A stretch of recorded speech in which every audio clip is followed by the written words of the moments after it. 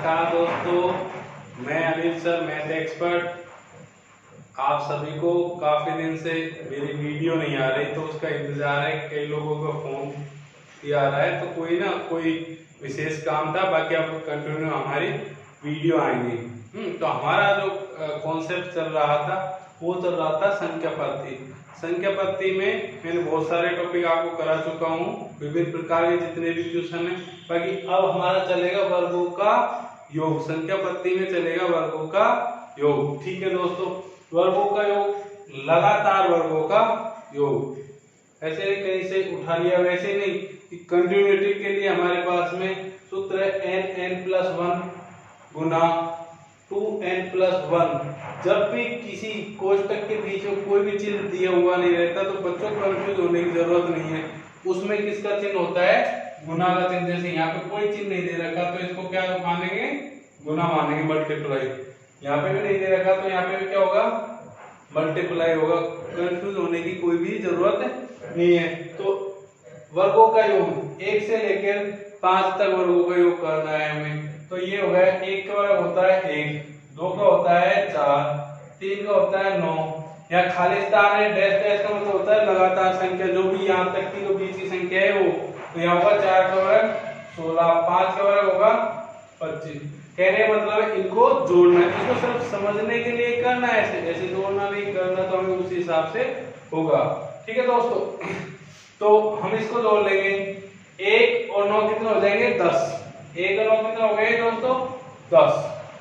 और 16 4 20, 10 से 20 कितने हो गए? 30। और 30 को हम 25 में जोड़ देंगे तो कितने हो जाएंगे दोस्तों? 55। तो हमारा योग कितना हो गया? 55 हो गया। ठीक है दोस्तों, तो हम इसको सिर्फ समझने के लिए देखेंगे, क्योंकि छोटी संख्या जो हम योग कर सकते हैं वैसे भी कर सकते हैं, बड़ी संख्या का योग हम कर नहीं सकते। हम उसमें हमारा जो भी फॉर्मूला है उसी तरीके से लगाएंगे। तो हमारे पास में इसका फॉर्मूला है n+1 2n+1/6 1। ठीक है दोस्तों, n का मतलब होता है अंतिम संख्या। तो होता है अंतिम संख्या। कई बार कंफ्यूज हो जाते हैं, भाई n कहां से उठ के आ गया, n का तो कोई मतलब ही नहीं। तो n का मतलब होता है अंतिम संख्या। यह अंतिम संख्या क्या है दोस्तों? 5। हमारा सूत्र है n+1 2n+1। तो n का मतलब क्या हुआ? 5 हो गया। n+1 5 + 1 हो गया। 2n यहाँ कोई चिन्ह नहीं तो किसका चिन्ह होगा? गुना का चिन्ह। 2n, 2 और n के बीच कोई चिन्ह नहीं है तो यहाँ पे किसका चिन्ह होगा? गुना का चिन्ह होगा दोस्तों।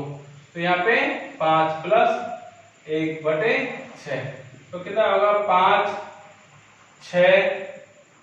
यहाँ पे हटा देंगे। यहाँ पे जब कोई भी चिन्ह नहीं होता तो किसका चिन्ह होता है? गुना का। 5 × 10 = 11 बटे क्या आ गया?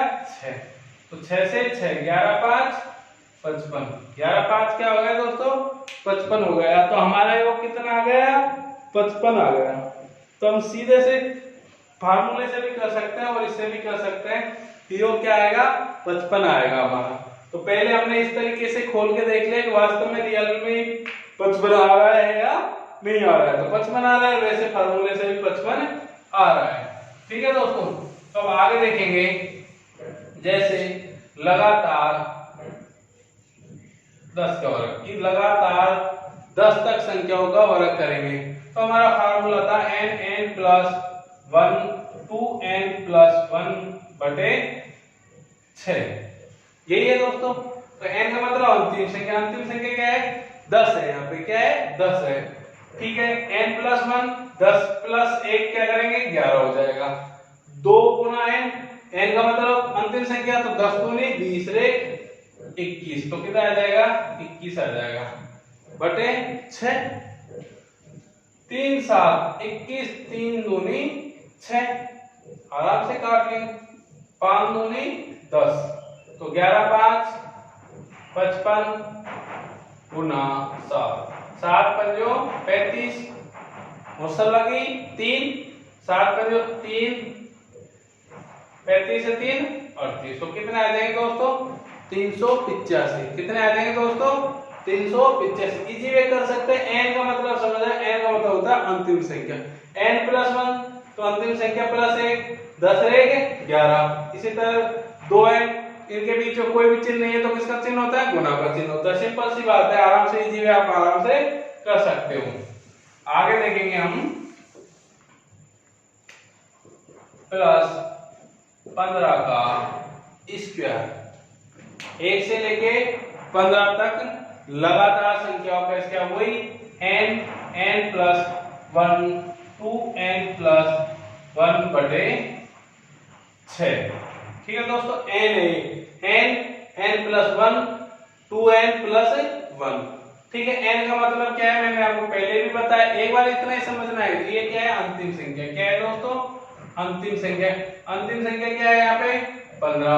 n प्लस 1 तो 15 प्लस 1 तो क्या आ जाएगा? 16 आ जाएगा। फिर 2n, 15 दूनी 30 रे 31 बटे क्या आ जाएगा? 6 आ जाएगा। आराम से 3 से काट लें, 3 5 15, 3 दूनी 6, 8 दूनी 16, 8 पंजो 40। तो क्या करेंगे? 31 गुना 40 कर लेंगे। 0 की 0 आ जाएगी, 4 एकम 4 और 4 तिया 12। तो कितना आ जाएंगे दोस्तों? 1240। कितने आ जाएंगे दोस्तों? 1240। इस तरीके से हम लगातार कैलकुलेशन चाहे कितनी भी बड़ी है हम इजी तरीके से कर सकते हैं। प्लस 20 का स्क्वायर, कि लगातार 20 तक संख्याओं का स्क्वायर करेंगे।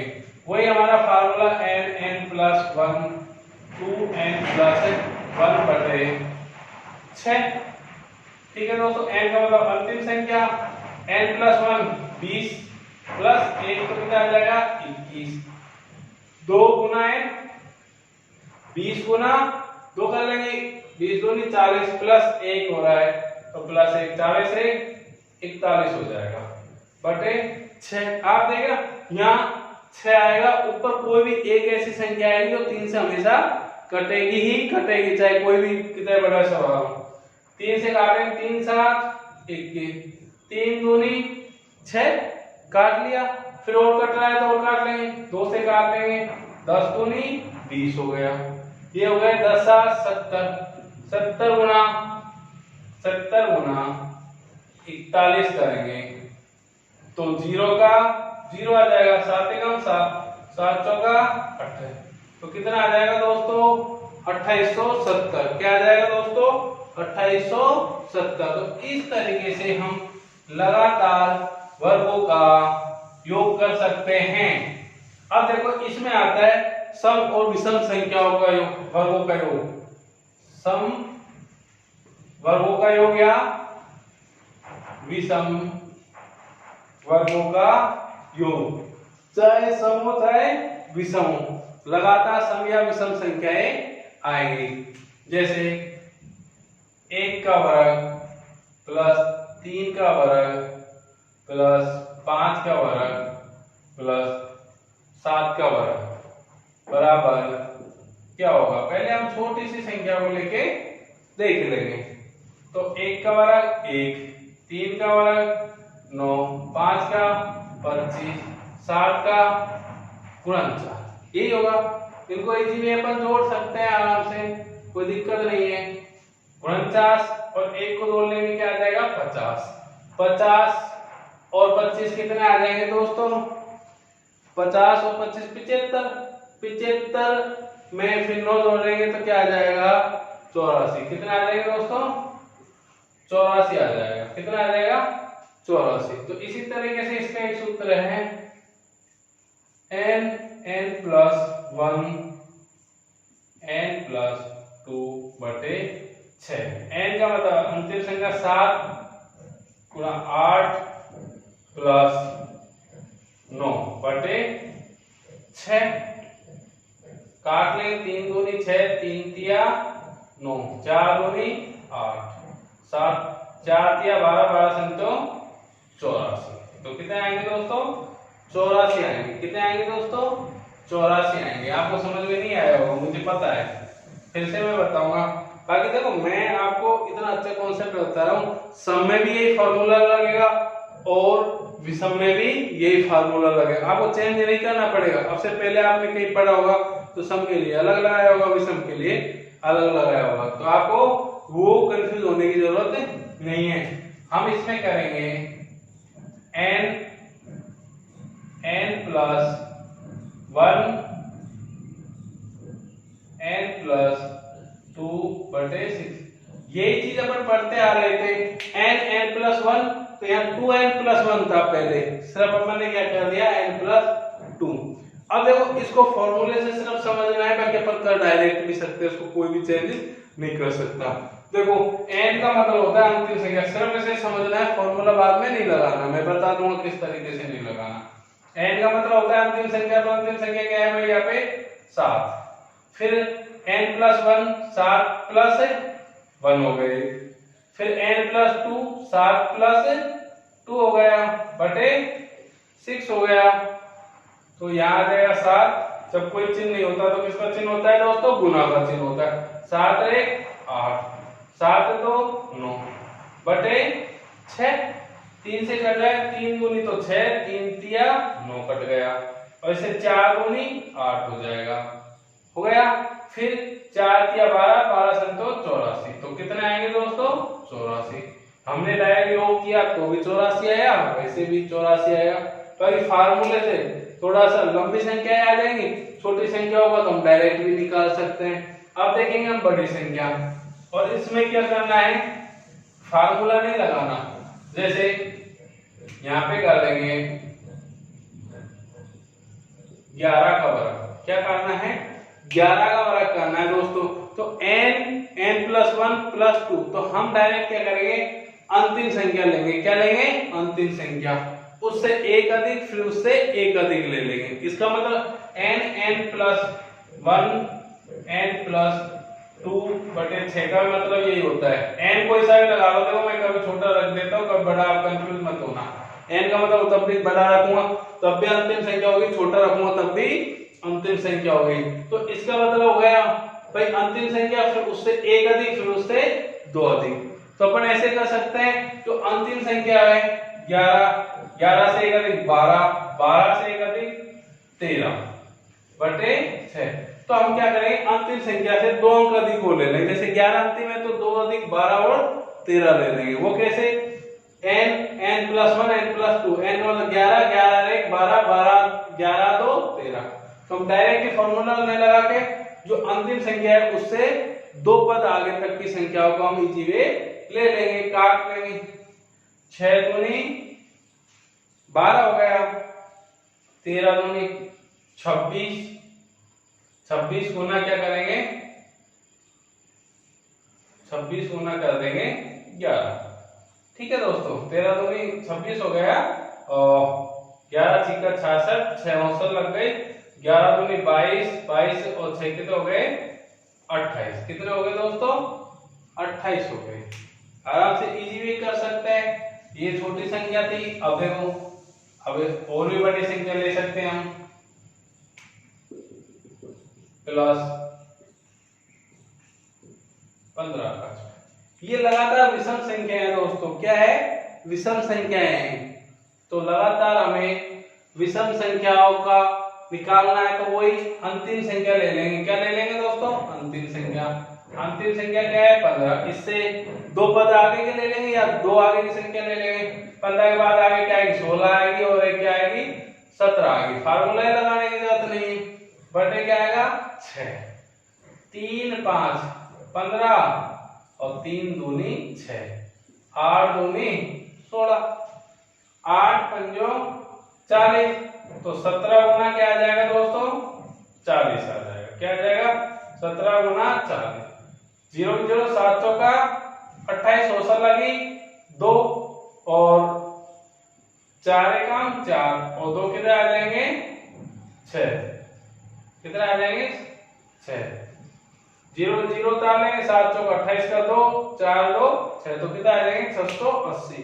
क्या आ जाएगा 680। इसी तरीके से ये तो था दोस्तों विषम संख्याओं का, क्या था विषम संख्याओं का। इसी तरीके से सम संख्याओं का भी हम निकाल सकते हैं।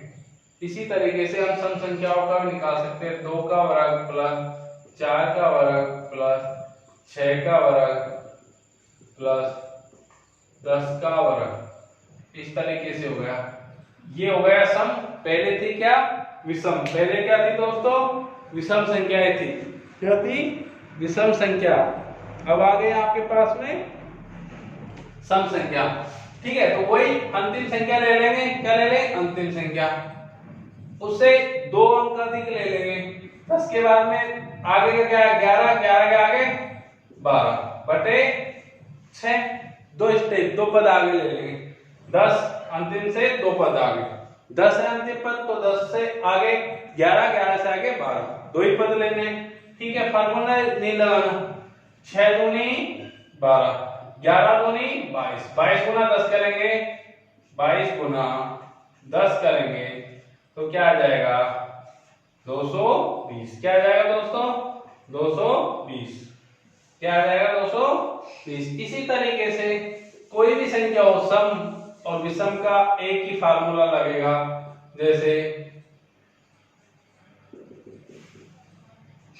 16 का स्क्वायर कितने का? 16 का। तो उसी तरीके से अंतिम संख्या क्या है? 16। 16 अंतिम संख्या है, तो इससे कितने पद आगे? 2 पद आगे या 2 संख्या अधिक। तो 16 के बाद 1 17, इससे अधिक 18 बटे क्या आएगा? 6। क्या आएगा? 6। 6 तिया 18, 17 3 51 गुना 16। तो 16 एकम 16, 16 के 1, 16 पंजो 80 रे 81। तो कितने आ जाएंगे? 816 का। उसे 16 17 18 बटे 6। 6 से इसका भाग दे, 6 तिया 18। ठीक है, कट गया। यहाँ कुछ नहीं बचा। फिर 17 थे 51, 51 ले लिया। 51 गुना 16 कर लिया। 16 एकम 16 का 6 को 16 के 16 पंजो 80 रे 81। कितना आ गए? 816 आ गए दोस्तों। कितने आ गए? 816। इसी तरीके से 20 का स्क्वायर करना हो, वही विषम। ये सब चल रहा है, तो सम और विषम के लिए एक ही चल रहा है। 2 4 6 8 10 12 है, जो भी है लगातार है। क्या है? सम संख्या है। तो 20 तक को इसके लिए वही अंतिम संख्या क्या है दोस्तों? 20। अंतिम संख्या क्या है? 20। 20 से एक अधिक क्या होती है? 21। क्या होती है दोस्तों? 21। 21 से एक अधिक 22 बटे 6। 3 7 21, 3 दूनी 6, 5 दूनी 10 दूनी 20, 10 7 70 गुना क्या करेंगे? 22 कर लेंगे। 0 आ जाएगी। 7 दूनी 14, 7 दूनी 14 रे 15, 7 दूनी 14 रे 15। तो कितना आ जाएगा दोस्तों? 1540। कितना आ जाएगा दोस्तों? 1540। तो इस तरीके सम हो चाहे विषम हो, कैसे भी हो, आप आराम से इजी मेरे हिसाब से आप निकाल सकते हो। इसमें कोई भी कंफ्यूजन वाली बात नहीं है। 20 है, 24 40 100 200, खैर बड़ी संख्या नहीं आती। 100 200 तो खैर नहीं आती इतनी बड़ी कैलकुलेशन। बाकी आप निकाल सकते हो, जो भी आएगा आराम से इजी।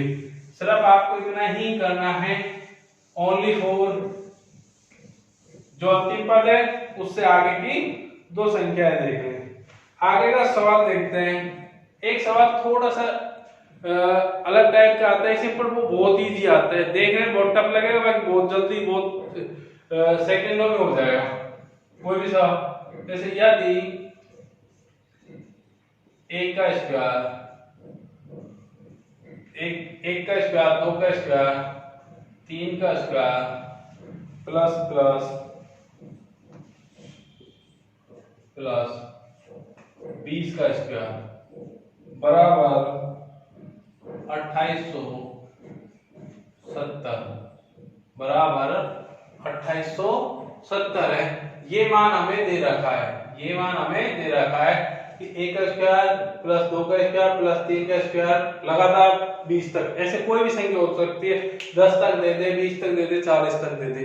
फिर दूसरा दे रहा है हो तो 2 का स्क्वायर, 4 का स्क्वायर, 6 का स्क्वायर प्लस 40 का स्क्वायर बराबर क्या होगा?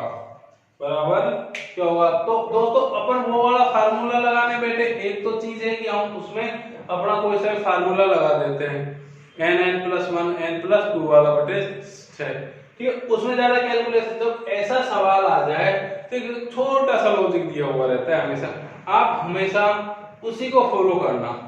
ठीक है, तो इसमें क्या कॉमन दे देता है, क्या दे देता है कॉमन, जैसे यहाँ 2 की घात 2 हम कॉमन ले लें तो यहाँ क्या बच जाएगा 1 का स्क्वायर 2 का स्क्वायर, और इसी फॉर्म में आ जाता है हमेशा ऐसे सवाल, इसी तो ये बच जाएगा 20 का स्क्वायर, ये बच जाएगा। हम इसको इसमें से ये निकाल देंगे तो हमारे पास में ऊपर वाली संख्या बच जाएगी। तो ये जो भी संख्या होती है तो इसका मान हमें हमेशा एडवांस दे देता है, क्या दे देता है एडवांस। तो हमारे फार्मूले में लगाएंगे तो उससे और भी 10 सेकंड कम बचेगी, यदि इस टाइप से समझेंगे तो इसको और 10 सेकंड बचेगी, बाकी अपने फार्मूले से वो 2-5 सेकंड फालतू लग जाएंगे। तो इसका मान तो हमें हमेशा देगा, फर्स्ट स्टेप वाले का मान तो वो 100% दे के ही रहता है, कंफ्यूज होने की जरूरत नहीं है। तो इसमें दे रखा है जैसे 2870 और जो भी दे रखा होगा छोटी बड़ी कोई भी संख्या, तो हमारे पास में क्या बच रही है, इतना देखना है कॉमन क्या बचा है, 2 की घात 2, क्या बचा है 2 की घात 2, तो 2 की घात 2 का मतलब क्या होता है दोस्तों 4, तो गुणा 2870 क्या होगा बराबर 0, 7 चौका 28, 2 औसत लगी, 8 चौका 32, 2 34 और 8 दूनी 4 दूनी 8 3 11, तो क्या हो जाएगा 11,480। तो पहले भाग का मान हमें हमेशा दिया हुआ होता है, ऐसे जब 2 पार्ट दे दे तो आप समझ रहे हो वो हमारा और भी जल्दी सवाल हल होने वाला है। उसमें कुछ भी फार्मूला भूल भी जाओ ना तो कुछ करने की जरूरत नहीं, आप कंफ्यूज ही मत हो ना, आप तो डायरेक्ट ये देख लो कॉमन क्या रहा है, या तो 2 की घात 2 आएगा या 2 की घात 3 आता है, इससे ज्यादा कभी आता नहीं। तो आप यहाँ पे देख लेना कि भाई यहाँ कॉमन संख्या क्या निकलेगी, फिर उससे डायरेक्ट आप इस मान से जो भी ये मान है 2870 या कोई भी मान आए उससे डायरेक्ट गुना कर देना। ठीक है दोस्तों, थैंक यू, बाय।